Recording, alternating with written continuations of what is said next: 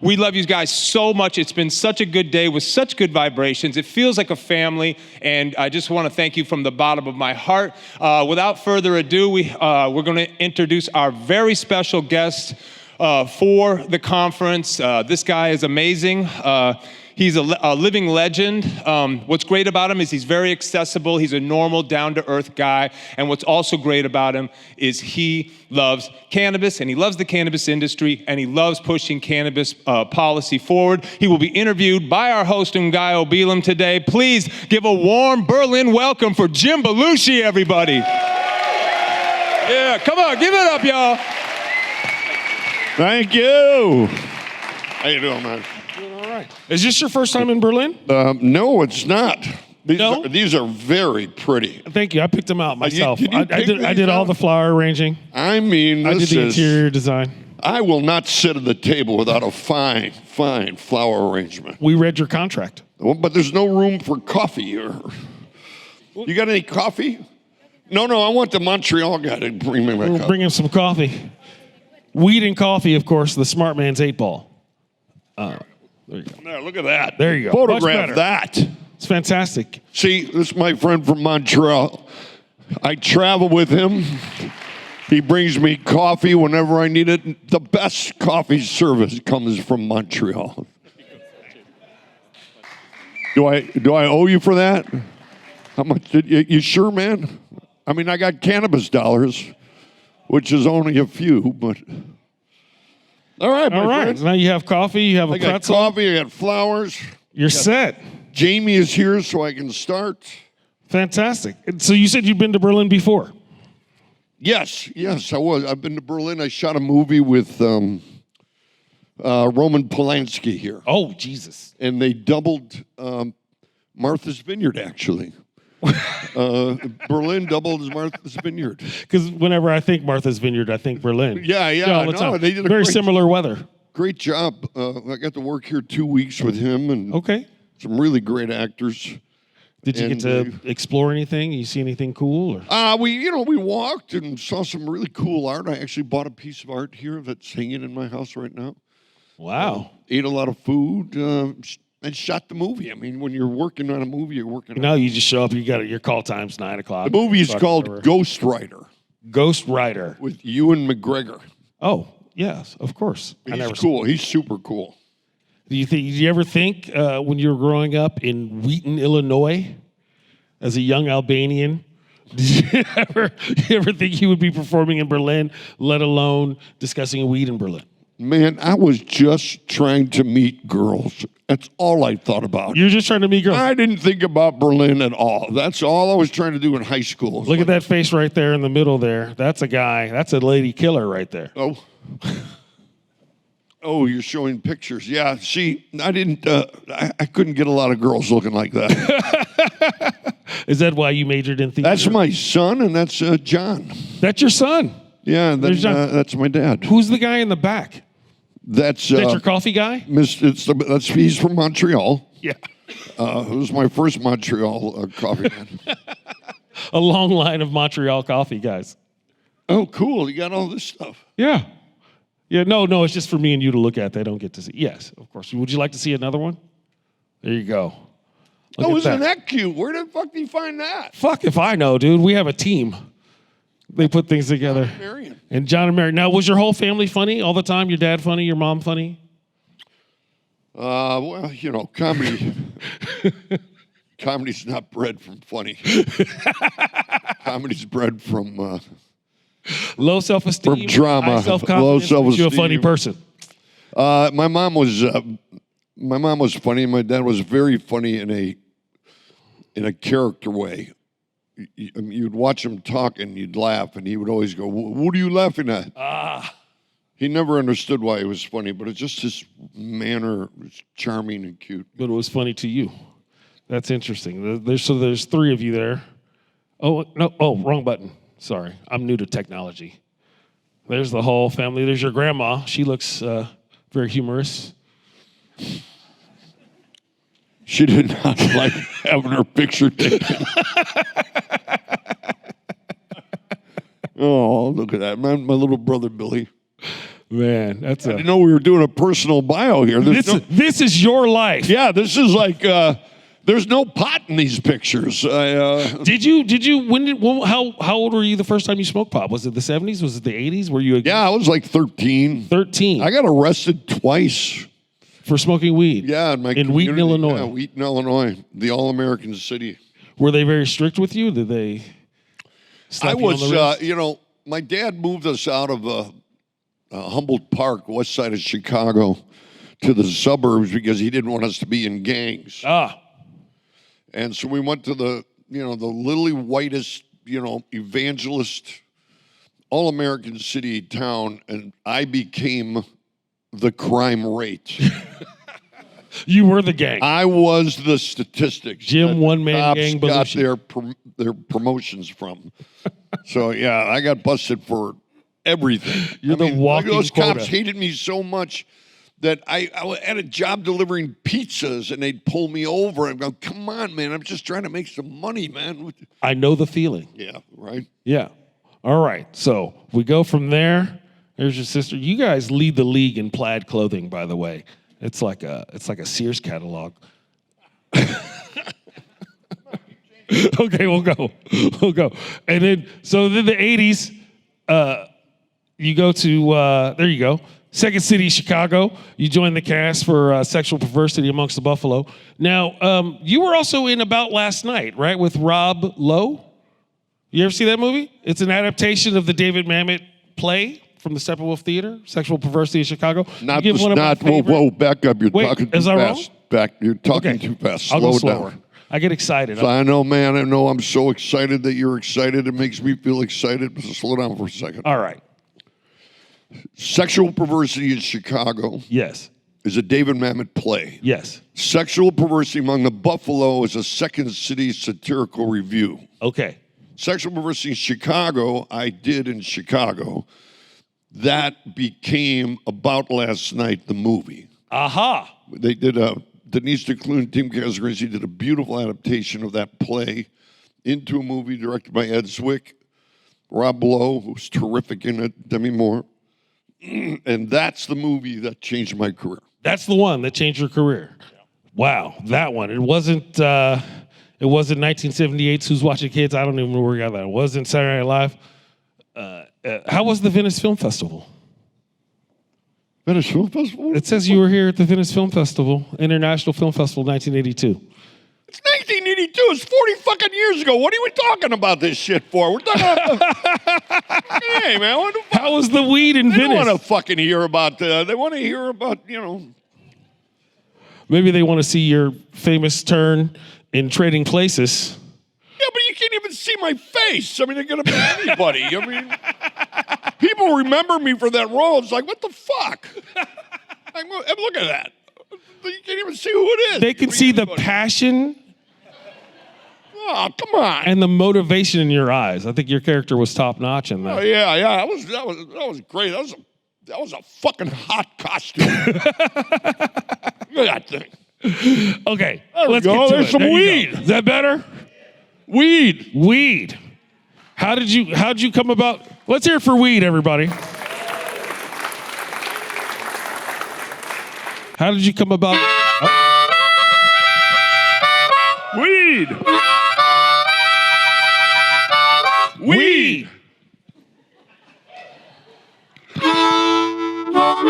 Weed. Weed. It's like a weird Sesame Street episode. Yes. Rat Source. They're here today. Shout out to Rat Source. So you bought a cannabis farm.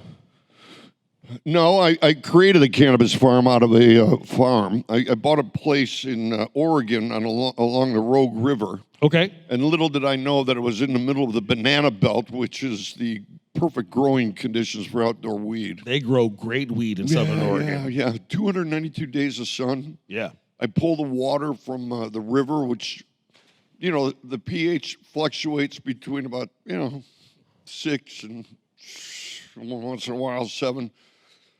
And, we do a little magic and we bring the pH down a little bit, but it's like feeding with Arrowhead water. Yes. Coming right from the mountains. Coming right from the mountains. It's just gorgeous. But anyway, the farm next to me came up for sale. I bought it, 80 acres, and I had all this land. I didn't know what to do with it. I didn't want to do cattle. And Danny Aykroyd goes, Jimmy, you know, they just legalized cannabis in Oregon. You should grow some cannabis. I got to introduce you to Captain Jack. He's got the greatest strain. We used to smoke that at Saturday Night Live. It's just a magic, Jimmy. It's magic.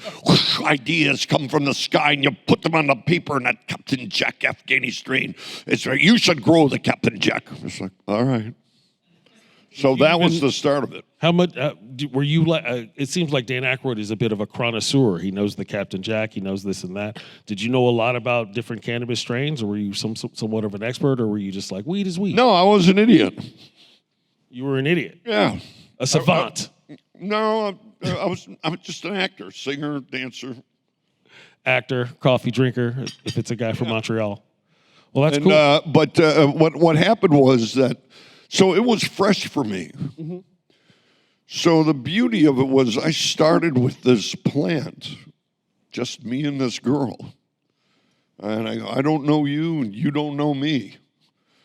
And the relationship has just grown so deep and so beautiful. And she is the most generous, kind, forgiving, giving, living plant medicine in the world. Amen. And she has taught me everything.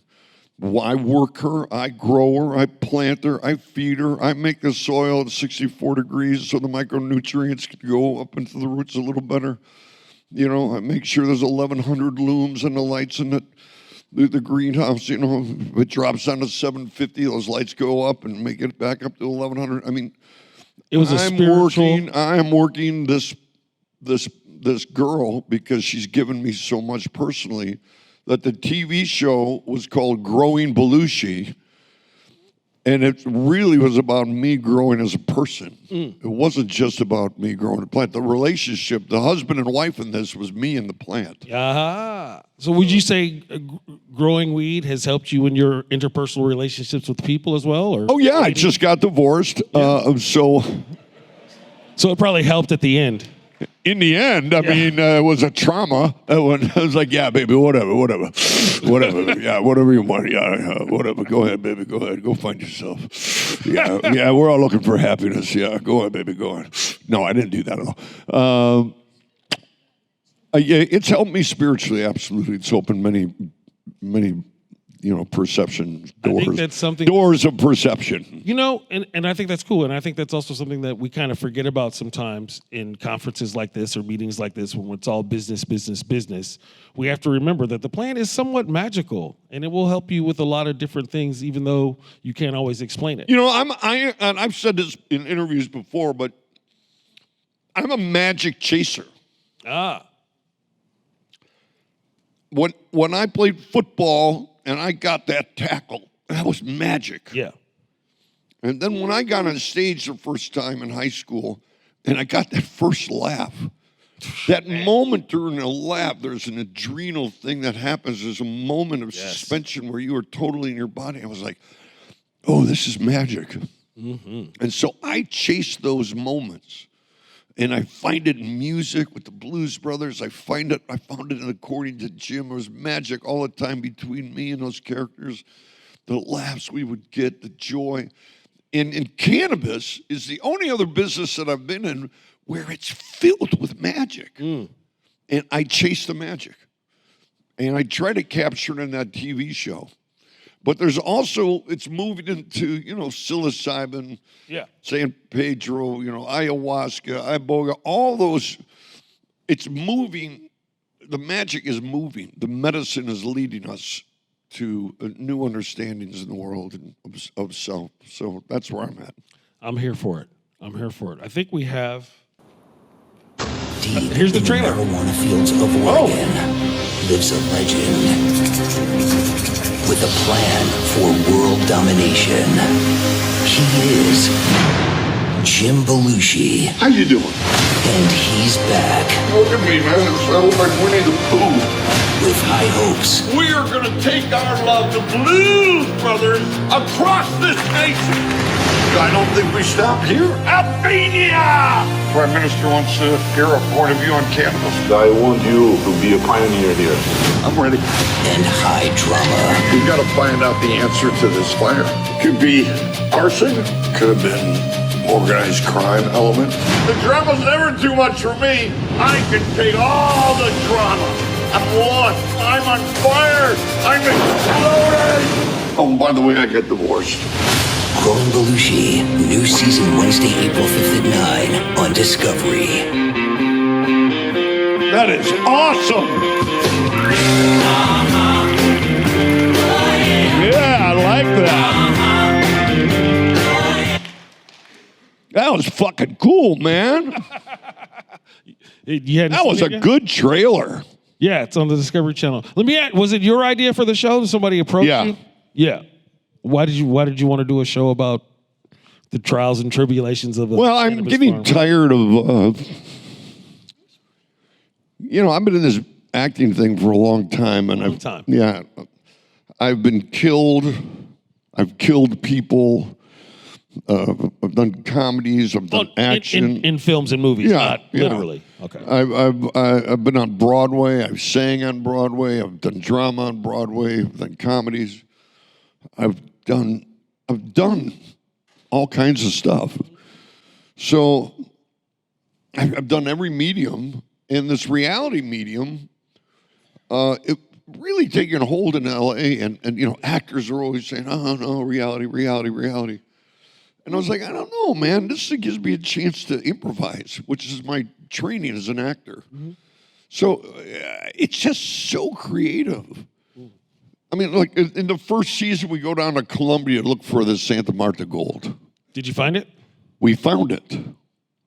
And what happens to me is where I go and people recognize me, they come up to me and they offer me their pot or their hash. Must be terrible. No, I just got a cookie from a guy, I'm like, And so my cousin Chris was with me, and people would offer me stuff, and I'd say thank you very much, and I'd give it to Chris. Okay. So we found the seeds, and we had them in a little cigarette cellophane thing, right? And Chris put it in his top pocket, and with all the other weed. Now we're flying to Medellin. I'm like, get rid of that shit, man. I don't want to be flying with that shit. I don't want to sit in a Colombian jail. So he got nervous and he threw it out. Oh, no. So we get to Medellin. I go, come on, let me see the seeds. I want to see the seeds, man. I want to, OCD, put them in order, Number them. And he couldn't find the seeds. Oh, no. He threw them out with the other weed. So in that moment, not only was I pissed at him, but I said, roll the camera. So the storyline became about Chris losing the seeds and us trying to find some new seeds. And that became the whole story in Colombia, and we just found it on the spot on reality. So it's about exploring and heightening things. It's so fun to shoot this stuff because it's not like Curb Your Enthusiasm. They say it's improvised, but he has every beat written out, and they kind of jabber around it. We just discover it as it goes, and whatever happens, we film it. So it was really fun. It was really fun, and the other reason that I liked the show was the context of the show is really bringing confidence to cannabis. There's no way we can advertise cannabis in the States. So this show was hard for me to sell. Nobody would take it because they were frightened of the FCC, regulations and federal licenses. And if they were doing cannabis, would they lose their license? And Discovery was the only one that had the nerve to do it. So we did that, sold it, and it becomes a promotional show for our industry. For the cannabis industry. Right. So this show there's nobody getting high. It's not a stoner show. No one is obviously high in the show ever? Well, Ben and Alex, those guys were loaded all the time. They were fucking dabbing at lunch, you know. As they should. I don't know about that. But so what I wanted to do was create a confidence for the new consumer. Okay. I think if the new consumer knows where it's grown, how it's grown, the care that there is around it, they may want to experiment in cannabis and to bring in new people in order to bring more healing to the family and to the community. So that was my context and entertainment, you know. And I do notice that people really want to be educated about cannabis. I'm sure your Instagram or whatever is just full of, man, I watch a show. I have a list of all these questions about cannabis. You're now the cannabis expert, Mr. Belushi. Can you help me? Can you help me? I feel like a pharmacist. People ask me stuff all the time. All the time. All the time. It's like, I don't know everything, and you really can't make promises. No, you are not a doctor. Actually, we had a whole RSO section last season where we show how to make it. How to make Rick Simpson oil. Well, we called it full spectrum because Rick doesn't like using his name. Oh, sorry, RSO. Yeah, we called it full spectrum, but we did the whole thing, and it was very cool and funny and very medical. And there was a person with cancer that we were going to deliver to. Oh. And Discovery cut it because they said, you can't promote the healing of cancer. We'll get sued. Yes. So the FDA is strict about that. You can't make any claims. So, you know, it was tough.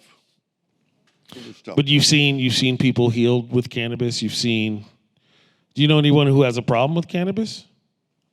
A problem with cannabis? Yeah, I mean, everything isn't for everybody, and I'm sure there's... Yeah, I got a buddy of mine, I won't say his name, he's an actor. Belushi, come on, man, you got that farm, man. Come on, man, give me some of that free weed. Yeah? I want some of that free weed, Belushi. Here, Chris, here. I mean, this poor guy, his head hit the table. He was out for the whole evening. He took one little hit. I go, I don't think cannabis agrees with you, Chris. No, man, I'm sticking with alcohol. It's interesting. I have some friends who think that weed will actually give you what you need, right? So when I talk to people like, hey, man, you smoke weed? They're like, I really don't like to because it makes me sleepy. And I'm usually like, well, you need more sleep. Right? I don't like to smoke weed. You know, it makes me anxiety. You should probably look at the problems in your life and take some steps. Yeah. Take some steps. Well, there's, you know. I don't know. I was at a dinner. My mother-in-law was 82. Her boyfriend was 84. She had a couple there, Sam and his wife. They were like 83 and 82. And then another couple, a guy who used to be an Olympic athlete. He was 79 and his wife was 79. And me, my wife was out of town. She thought I'd be lonely, which I wasn't. But she invited me for dinner, and I was really nervous because these are very conservative people. I mean, they got Fox News blaring right when you walk in. It's like, turn it down. And Well, they're old, Jim. They can't yeah, really hear the TV. Yeah. And I was nervous about her bringing up that I was in cannabis, and she brought it up. And these 6 people turned to me and went, you know, my hand really hurts and I really like to golf. I wonder, is there something, I hear that there's something that you can do for that. You know, I was an Olympic athlete. My shoulder really hurts. Is there something, a salve or something? What is the CBD thing? And then the one woman's like, I just want to feel good. What's the happy stuff? And all of a sudden I had 6 conservative, red state, old people hammering me about cannabis. So everybody is curious. And this TV show is helping those people understand. I mean, I was a pharmacist. I had to go home. I got all this CBD and brought it back to them. I dealt it out, you know. That's good. Did it help? Oh, yeah, Sam became my best friend. I mean, he was sending me bottles of champagne if he could get some more stuff. And I'm like, Sam, just go to the dispensary, you know. You became the CBD plug, like the salve man. Well, I don't like it. I gave him CBD, but I gave the CBD with a little teeth. A little, like 3 to 1, 1 to 1, something like that. Yeah. I'm with it. Would you have any advice for anyone in Berlin or Germany who wants to start a cannabis farm? Or Don't fuck with it. Don't at all. So, even though it was a very spiritual and magical journey for you, maybe they should just grow one plant at home. Here's the thing. Sorry, 3 plants. If you want to start in this business, you really have to have a very clear purpose. That purpose, if it's about making money, you may get hurt. If the purpose is for the healing, the medicine, the healing of our community, our families, getting off of pharmaceuticals, getting off of the dangers of too much alcohol. I mean, look, I have a beer once in a while, a glass of wine. I'm not saying alcohol is shit, but it sure has turned a lot of families to shit. Addiction it's a terrible, terrible thing that crawls like a snake on your body until it chokes you and somebody dies. And my brother died. So drugs suck. Alcohol kind of sucks. Pharmaceuticals can kill people.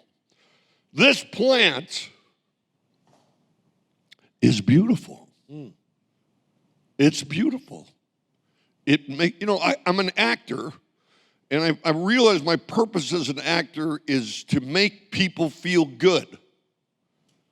I make them laugh, I make them feel something, and they'll leave the theater or the movie theater feeling good. I guess that's my purpose.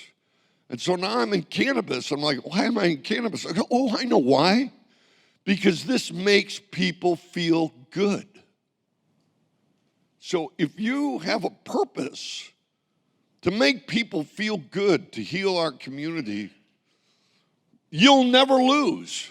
You may lose a little money here and there until things turn around, until federal laws change, until they make it recreational. And, I'm fortunate I have enough money I can keep putting in to keep it going. But if you're strapped for money, these regulations and overtaxation can just ruin you. So if your purpose is clean, then come on in.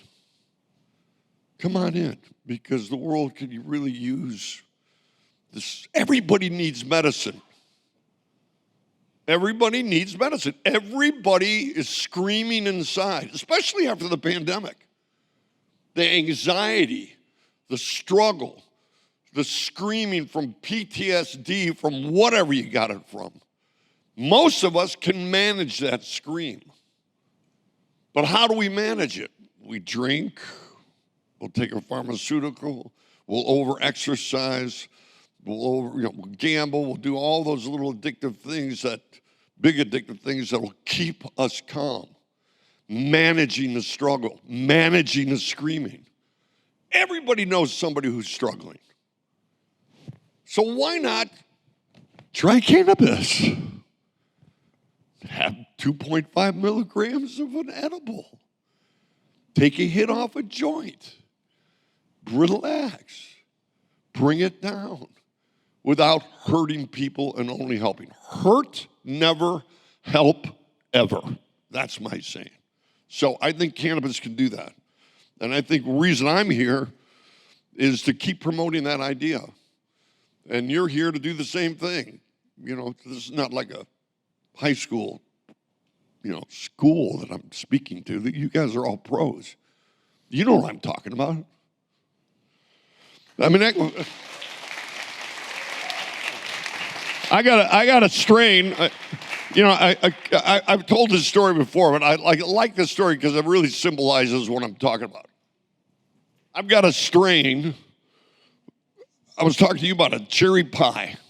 Okay, it's a 19% THC, but a 3% terpene, right? So there's really a nice entourage effect. So the thing, are you going to the bathroom? You are? We'll wait.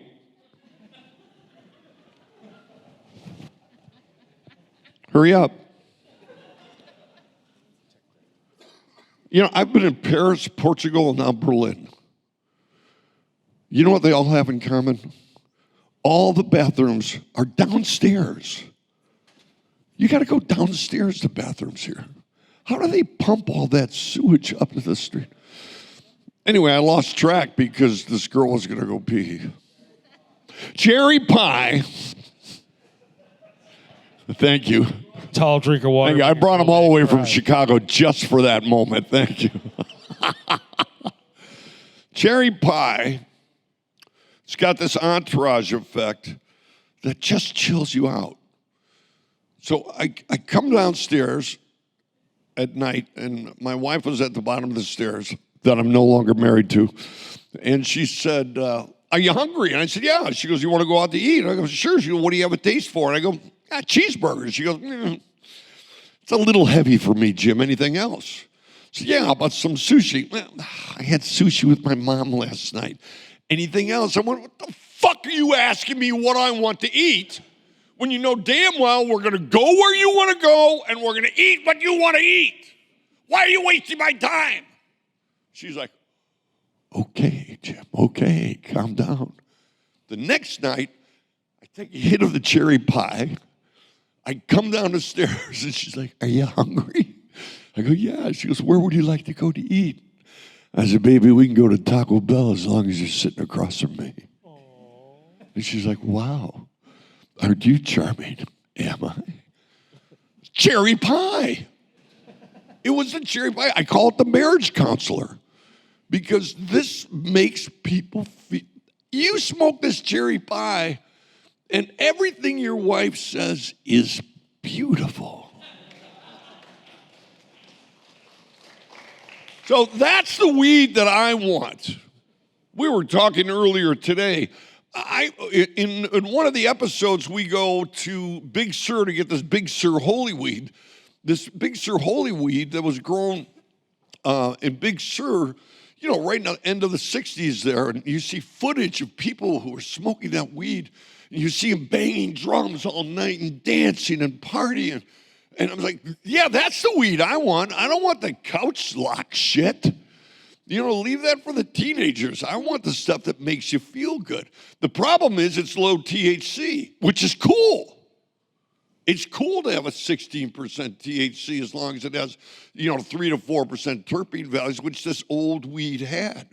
So my journey on my show is actually to go find that weed and bring it back. So we found it, Big Sur holy weed. Anyway.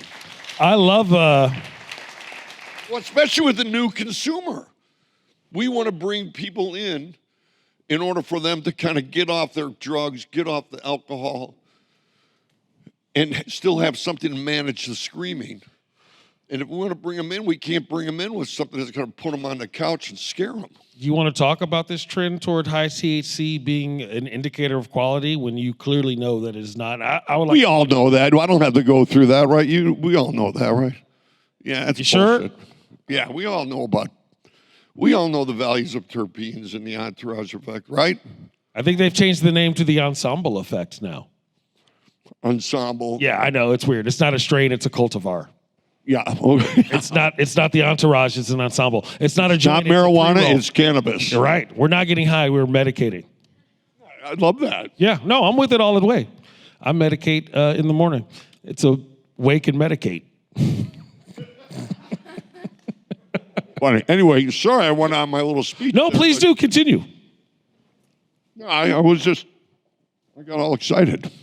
I enjoy your passion. It's clearly, never mind.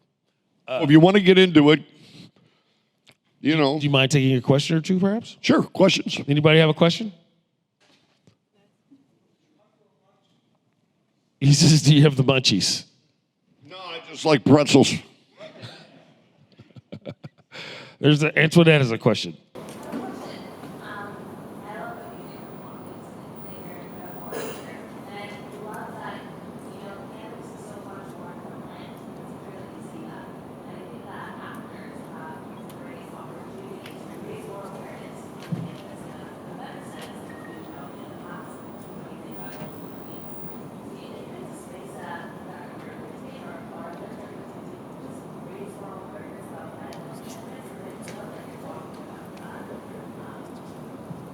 But how can actors and how can we get more people just to fight for us? Because it's a fight of access at the end of the day and policy making. So how can actors or people like you help push forward this message?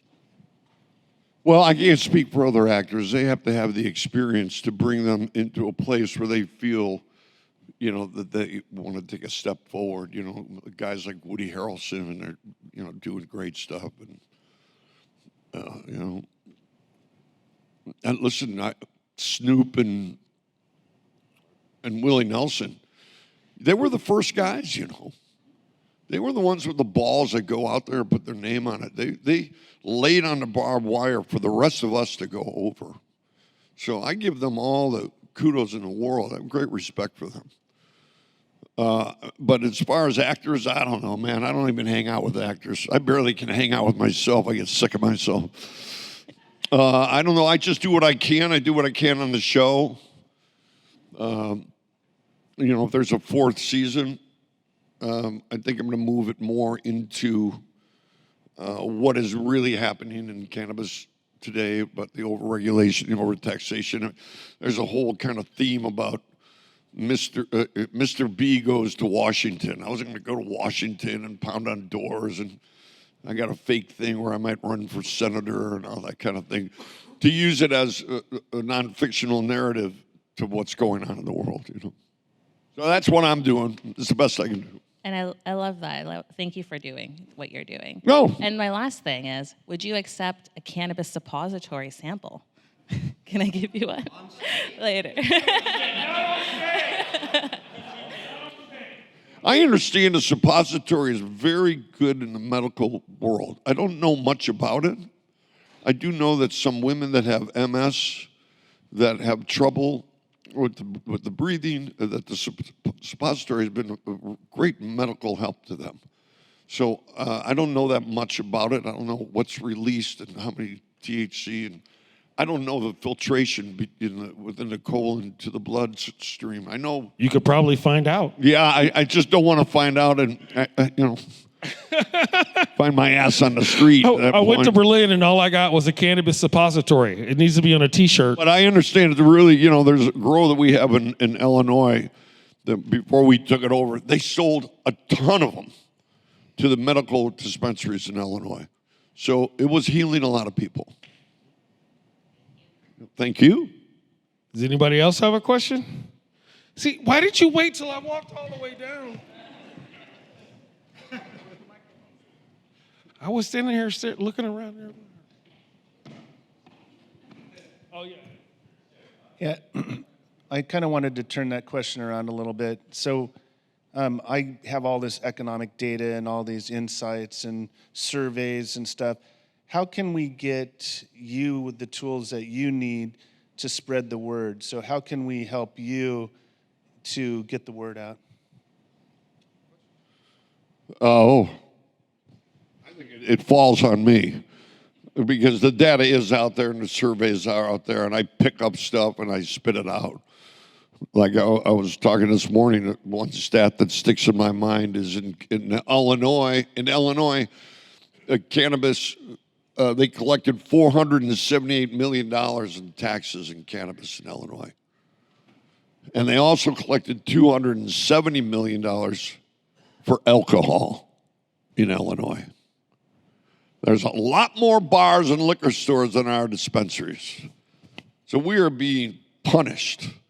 The war on drugs has just shifted tactics from throwing people in jail. Now let's just tax the shit out of you. Break your back trying to make a living. So, those kinds of things I talk about. But I don't know how you can help.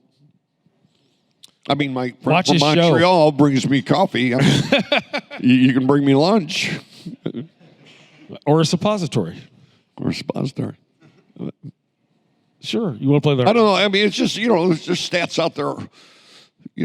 If you're curious, it's out there.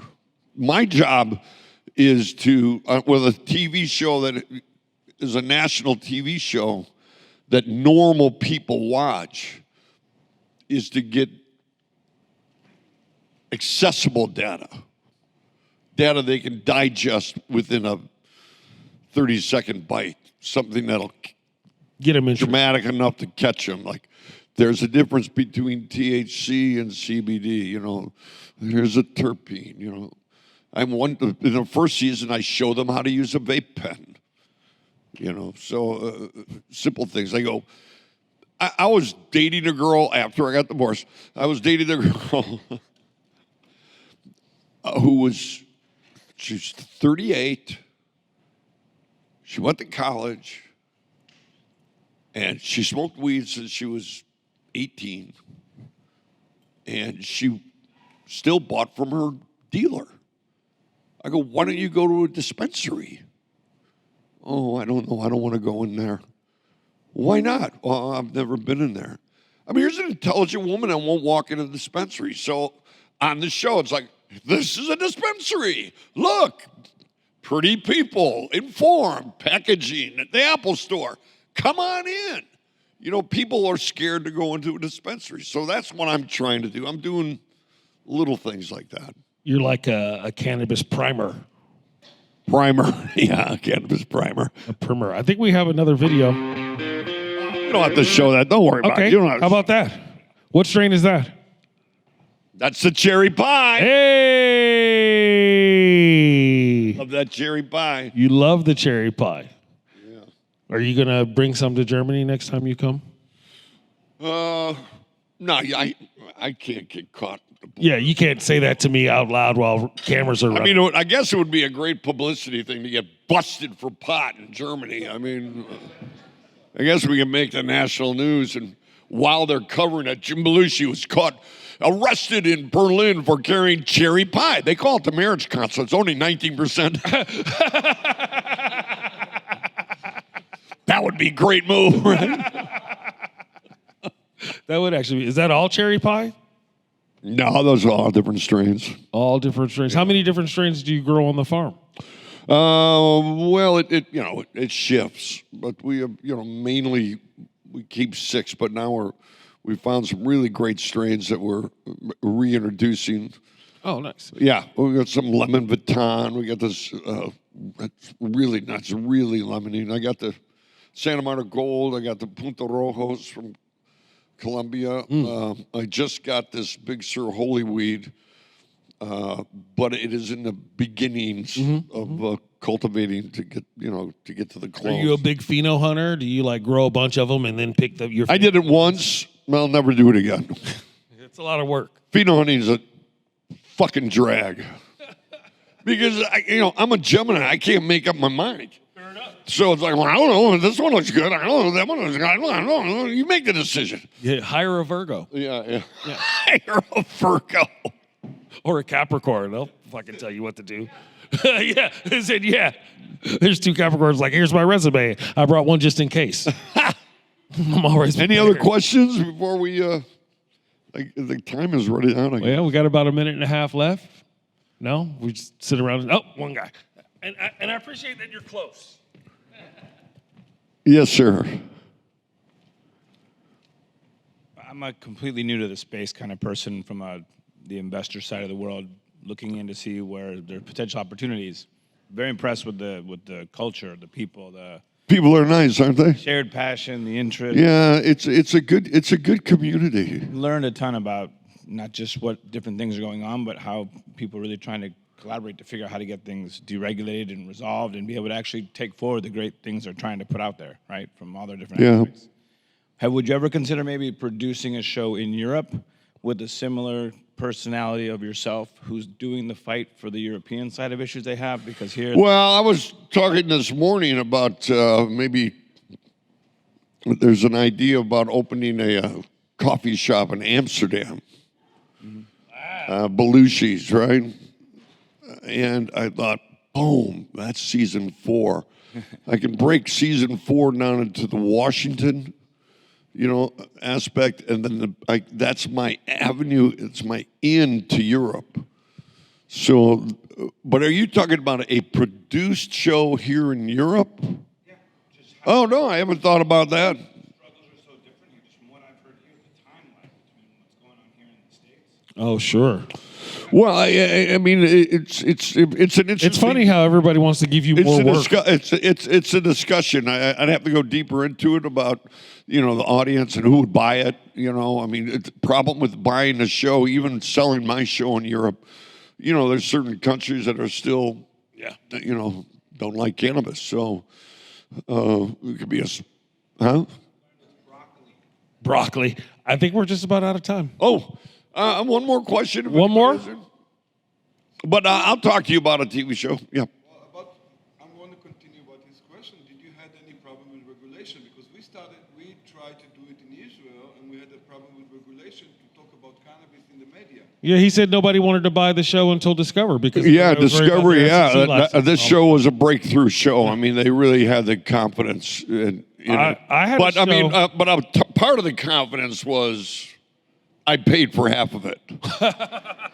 So they gave me half the money, and then I raised the other half. Now, I didn't raise it. I put the money in. I raised it I took it from my kids' educational fund.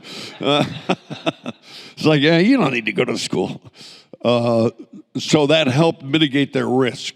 But then when it was successful, then it changed, And do you think it opens up to other people to also do it, or do you think everybody would have to go through the same thing and do the same thing I don't know. I mean, nobody's going to do it funnier than me. They can do boring, strain hunter stuff, but, or what was that terrible show? Mountain Murders or... Oh, I didn't watch it. Murder Mountain? Murder Mountain, which was just a jerk-off show, It was like, it's not really about what we do. It's good that we're ending this on a pleasant and high note. Yes, Murder Mountain.